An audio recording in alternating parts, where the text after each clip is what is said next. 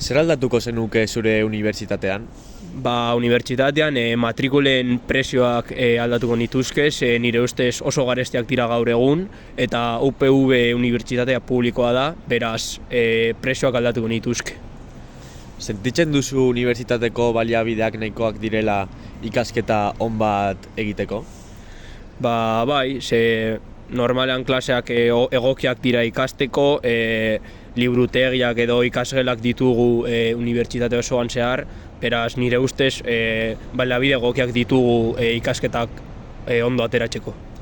Uste duzu unibertsitate publiko eta pribatuko ikasleek aukera berdinak izango dituztela etorkizunean? Nik uste dut ezetz, unibertsitate pribatuak publikoak baino izen handiagoa dute, eta horrek eragina du gero lan munduan.